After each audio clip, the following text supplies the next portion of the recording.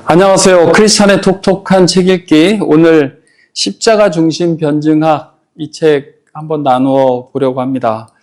우리 사는 방식에 십자가가 있는가라는 표현에 처음부터 제가 한 방 먹긴 했는데 여러분 어떠십니까?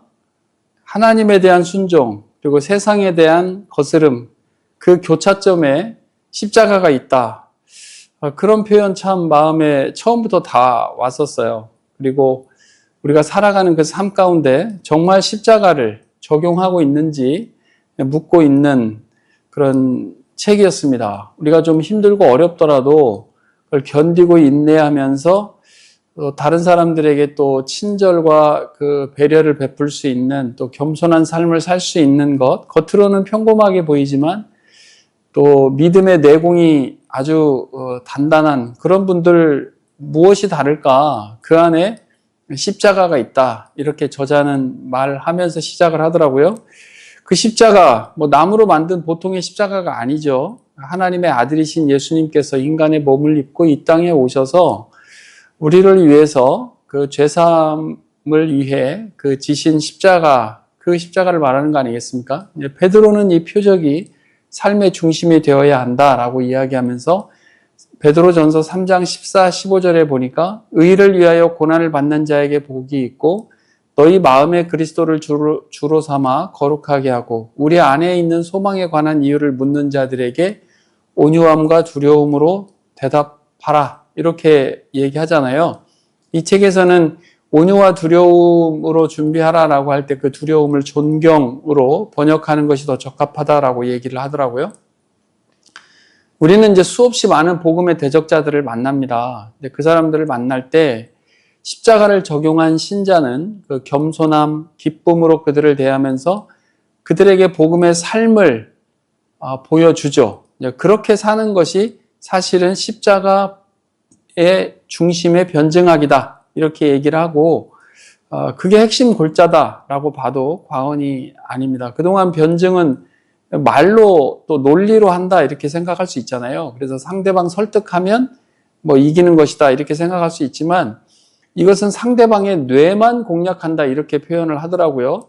사람은 뇌만 있는 게 아니잖아요. 가슴도 있고 열망이 있는 것인데 표준적인 논증을 강요한다고 해서 그들의 마음까지 얻을 수 있다라고 생각하지 마라 이렇게 저자는 이야기를 합니다. 우리가 논리로 상대를 몰아넣어서 회심을 강요할 수가 있던가요? 그렇지 않잖아요. 불신자들이 알고 싶은 것은 신자의 삶에서 실제로 하나님이 어떻게 역사하시는가 여기에 있으니까 만일 하나님이 계신다면 논쟁에 의해서가 아니라 신자들이 보여주는 실제 매일의 삶에서 나오는 그러한 경험 이것을 보면서 하나님에 대한 존재를 확신하게 될 것이다 이렇게 얘기를 하고 있습니다. 사람들이 복음을 들을 수 있도록 우리가 길을 어떻게 만들어줄 수 있을까? 그들 안에 있는 의심도 있고 회의감도 있잖아요. 이러한 잔재들을 제거해 주는데 우리가 어떤 도움을 줄 수 있을까? 그 사람들이 이렇게 얘기할 수 있잖아요. 내가 왜 그것을 받아들여야 하는가? 이것에 대해서 우리가 답을 줘야 하지 않겠냐? 이렇게 강조하고 있습니다.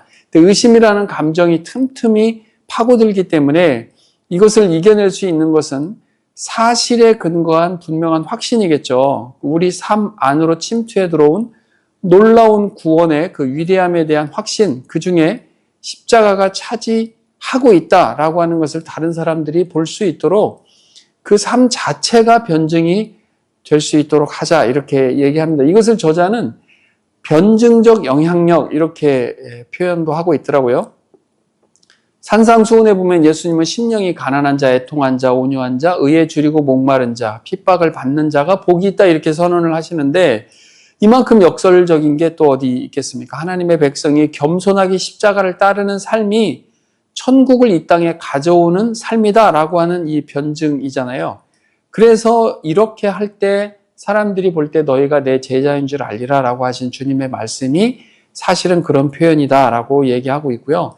성경에서는 변증적인 영향력을 주는 새 주체를 소개한다라고 저자가 이야기를 합니다.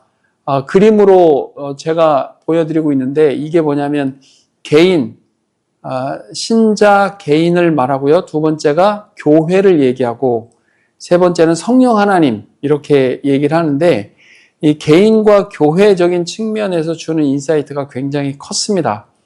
십자가가 적용되는 개인의 삶, 말할 것도 없죠. 교회의 영향력 매우 중요합니다.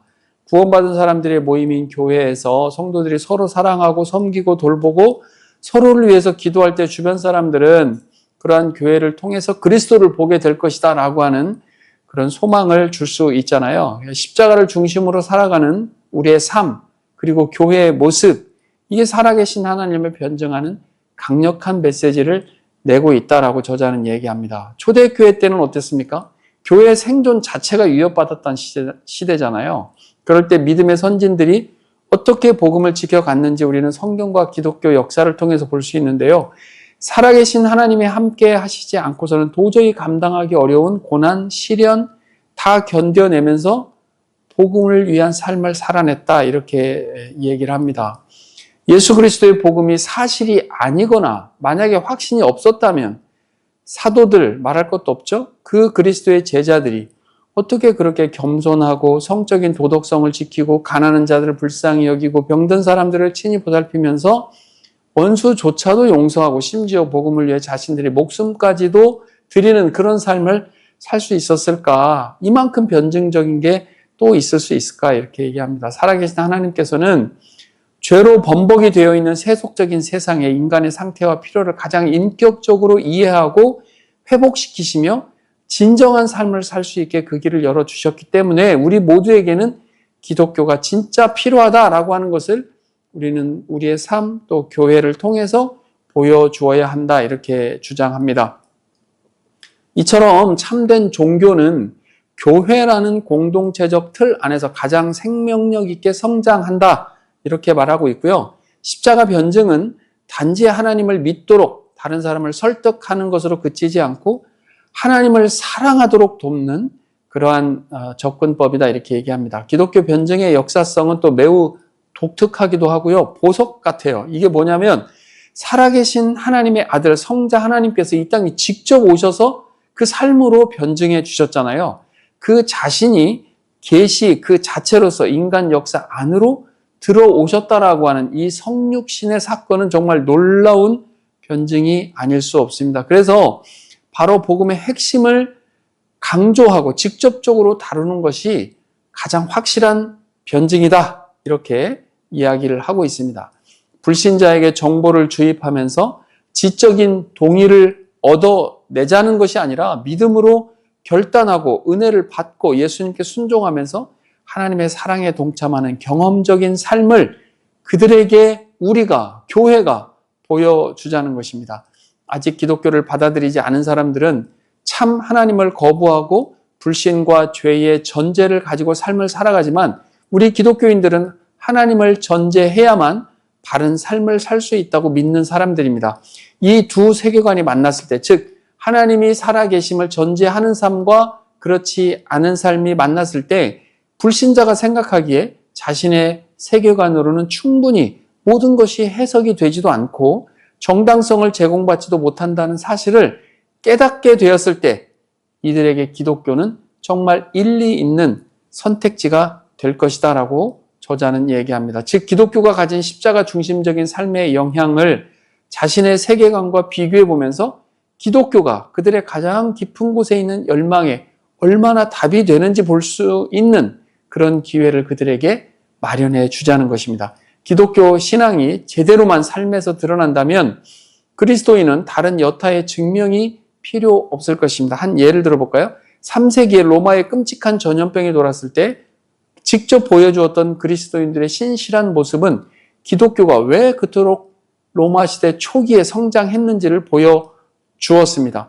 그리스도인들은 고난을 받아들이는 방법, 무엇이 좋은 죽음인지를 알았기 때문에 핍박을 받거나 어려움 중에서도 믿음은 더욱 강력해졌고 섬김과 고난에 있어서 그리스도를 닮아가는 교회의 모습을 만들어 갔던 것입니다. 그런 측면에서 성령님은 말을 사용한 변증만이 아니라 행동을 사용한 변증을 하신 것입니다. 우리가 자칫 오해해서 영광, 힘, 개인적인 만족함으로 대적을 굴복시키는 영광의 변증을 펼쳐야 한다는 유혹에 빠질 수가 있어요.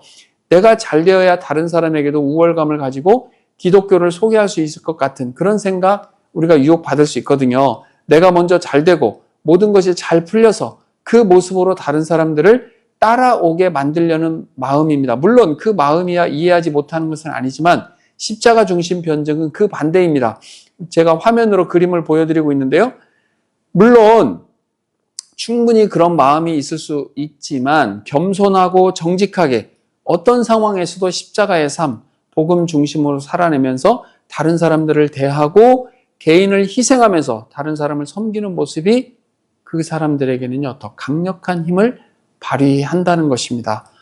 정말 저 사람의 삶을 보면 진짜 견디기 힘들고 어려움 속에 있는데도 어쩜 저렇게 잘 삶을 살아내고 있을까? 이런 생각을 그 사람들에게 충분히 줄 수 있다는 것입니다. 이처럼 십자가 중심 변증은 기독교를 위해 절대적이거나 강압적인 증명을 추구하지 않습니다. 바울이 사용한 변증이 또 있는데요. 이 십자가 변증 중에 하나인데 이게 타인 중심의 변증이에요. 그가 말하는 사람과 상황에 따라 맞추려고 하는 자세에서 출발하는데 이러한 목표는 다른 사람을 복음으로 인도해서 회개하게 하고 하나님을 믿도록 인도하는 것입니다. 다양한 부류의 사람들을 얻기 위해서 그의 신학적 혹은 도덕적 신념을 범하지 않고 삶의 방식을 바꾸는 노력을 한 것입니다. 이것을 상황화라고 하는데요. 이 상황화라는 단어를 우리가 오해하면 타협한다 이렇게 생각하는데 그렇지 않습니다. 십자가를 중심으로 하면서 상대방과 일체감을 가지려는 접근인 것이죠. 스스로 자유인이지만 종이 되고 유대인과 같이 되고 율법 아래 있는 자 같이 되고 약한 자와 같이 되는 이런 것들은 아무쪼록 몇 사람이라도 구원하고자 함이라 라는 그의 고린도전서 9장에 강조하는 부분이 나오는데 바울은 복음을 위해서 모든 것을 행할 수 있다라고 말을 하고 있습니다. 믿지 않는 사람들과 먼저 공감하는 것에서 출발하고 그들이 가진 기본적인 가정이 보편적이지 않다는 사실을 스스로 볼 수 있게 하면서 문을 열 수 있도록 돕는 것입니다. 저자가 말하는 시대적인 환경에 대해서 잠시 보려고 하는데요. 이는 우리가 만나는 사람들의 심리적인 배경이 되기 때문입니다. 이 시대가 변하는 것에 무엇이 주안점이 있고 이들이 어떤 환경에서 기독교를 거부하고 밀어나기에 시대적 환경이 만들어 갔는가라고 하는 것을 볼 수 있는 부분인데 짧지만 되게 우리에게 좋은 참고가 될 수 있습니다. 1500년대 이전인 모더니즘 이전 시대에는 초자연을 믿었어요. 사람들은 하나님에 대해서 자연스럽게 받아들였고 종교적인 기관은 존경을 받아야 할 권위로 충분히 사회적으로 받아들였단 말이죠. 공동체의 일원이라는 의식도 충분히 견고했던 시대입니다. 그런데 모더니즘 시대에는 전통적인 권위를 가진 교회, 성경, 공동체 등이 진짜 믿을 만한 것인가? 라고 하는 질문을 하기 시작했죠. 진리를 거부하고 스스로 증명할 수 있는 것만 믿으려는 시대로 변해버렸습니다.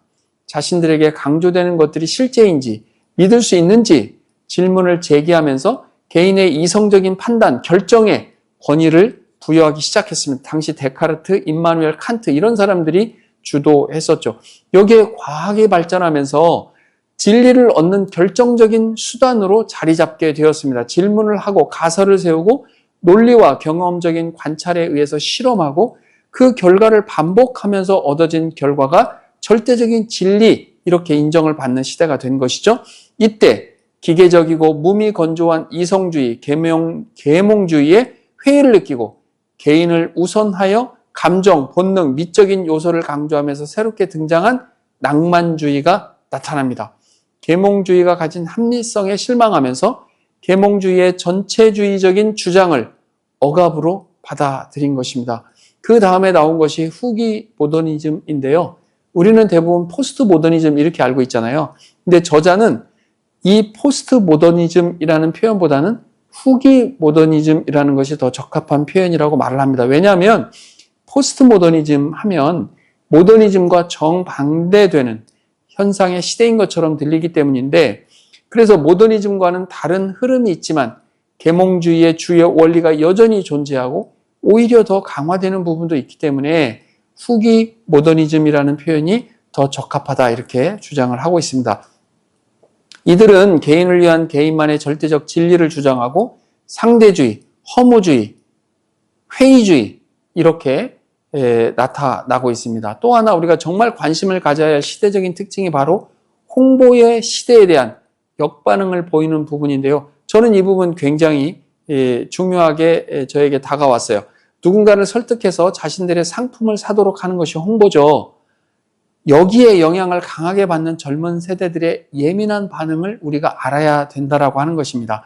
과장하거나 심지어 허위를 담은 홍보에 속아서 환상이 깨지고 실패한 경험이 많은 사람들은 말뿐인 이런 홍보, 말뿐인 문화에 냉소를 가지고 반발하는 것이 자명하다라고 하는 것이 저자의 주장입니다. 전문가라고 칭하는 사람들이 설득하고 주장하는 것을 믿으려고 하지 않고 회의적으로 반응하는 것이 당연하다는 것이죠.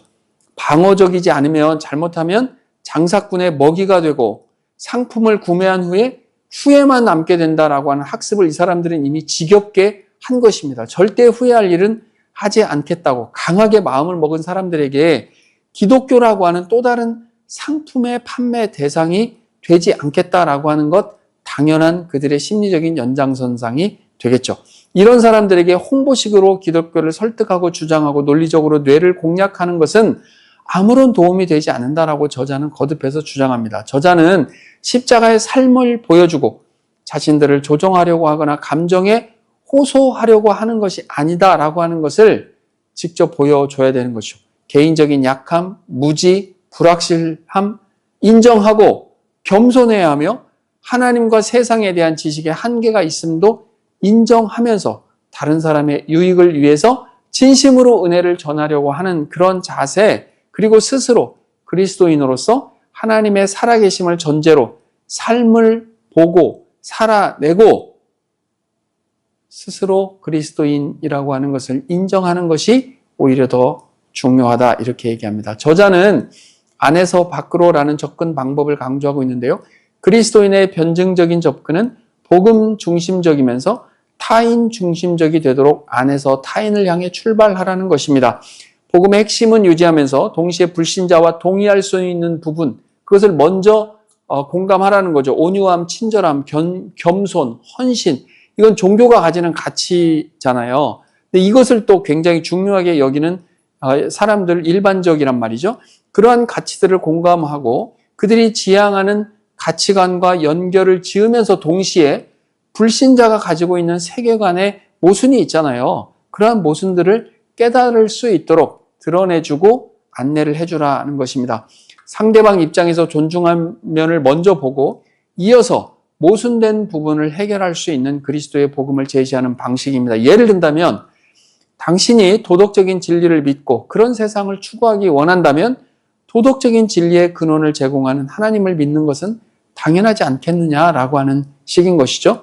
지금의 시대를 살아가는 사람들은 죄로 인해 깨어진 하나님과의 관계를 회복하는 것이 진정한 바른 삶이 되는 첫걸음이라고 하는 것을 모르고 거부하면서 모든 것을 질병으로 보고 회복하면 되고 치유되면 된다라고 생각하는 것이죠.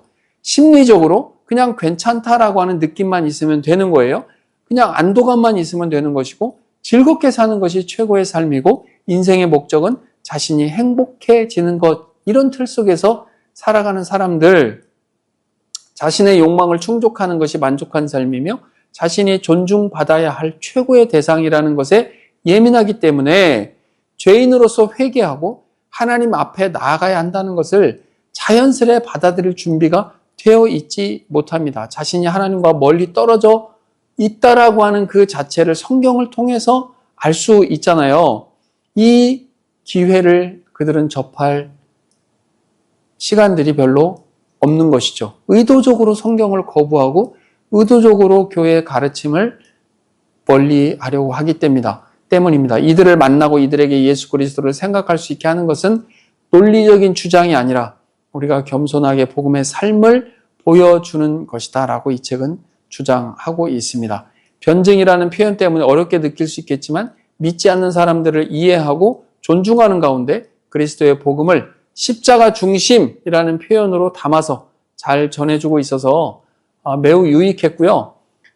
정말 한 사람의 그리스도인으로서, 그리고 설교를 하는 목사로서, 교회 공동체를 이끌어가는 대표로서 마음을 정말 새롭게 하는 기회가 되었어요.